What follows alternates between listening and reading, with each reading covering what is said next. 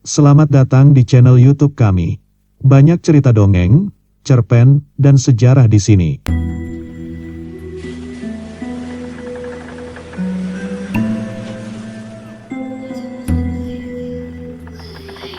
Legenda Jaka Tarub dan Nawang Wulan. Kisah legenda Jaka Tarub memiliki banyak versi, dan yang akan kami bacakan ini salah satu versinya.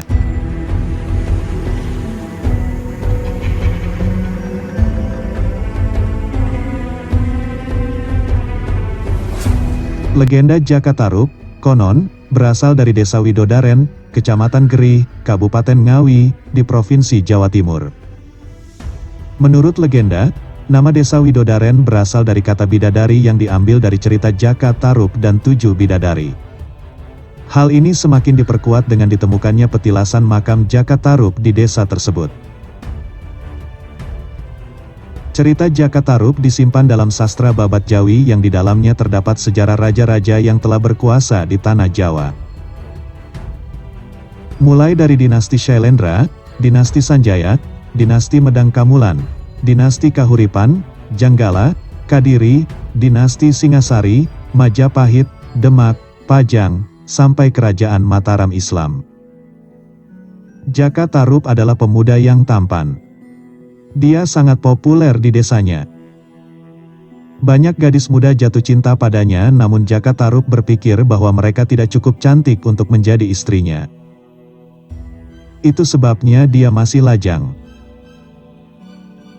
Dia ingin memiliki istri yang sangat cantik. Seperti biasa, Jaka Tarub pergi ke hutan untuk mengumpulkan kayu. Tiba-tiba dia mendengar suara dari air terjun. Suara itu terdengar seperti banyak gadis sedang mandi di air terjun di dalam hutan. Agak mengendap-endap, Jaka Tarub berjalan ke arah air terjun. Ketika dia tiba di sana, dia melihat 7 gadis sangat cantik sedang mandi. Dia benar-benar terpesona dengan kecantikan mereka. Setelah mereka selesai mandi, gadis-gadis itu perlahan mengambil selendang mereka. Hebatnya setelah mereka mengenakan selendang, mereka terbang ke langit. Mereka bukan manusia. Mereka bidadari dari kayangan, kata Jaka Tarub terkesima. Setelah itu Jaka Tarub pulang. Sepanjang hari, dia terus memikirkan 7 gadis cantik itu. Pada hari berikutnya, Jaka Tarub kemudian memutuskan untuk kembali ke air terjun. Ketika para bidadari itu mandi, dia mencuri salah satu selendangnya. Dan itu membuat satu peri tidak bisa terbang kembali ke langit. Satu peri yang tidak bisa kembali ke langit tersebut menangis. Jaka Tarub kemudian mendekatinya. "Ada apa? Kenapa kamu menangis?" "Aku kehilangan selendangku. Aku tidak bisa kembali ke rumah. Semua saudariku telah meninggalkanku. Namaku Nawang Wulan. Aku akan memberimu apapun jika kamu dapat menemukan selendangku," kata peri itu. "Aku akan membantumu, tetapi jika kita tidak dapat menemukannya, kamu bisa tinggal di rumahku." "Kamu bisa menjadi istriku," kata Jaka Tarub. Kemudian Jaka Tarub berpura-pura mencari selendang. Dan tentu saja mereka tidak dapat menemukannya. Setelah itu, mereka pergi ke rumah Jaka Tarub. Singkat cerita, kemudian mereka menikah. Mereka punya bayi perempuan. Mereka memiliki kehidupan yang bahagia. Mereka selalu punya cukup nasi untuk dimakan. Mereka tidak harus bekerja keras seperti tetangga mereka yang lain. Itu karena Nawang Wulan menggunakan sihirnya untuk memasak.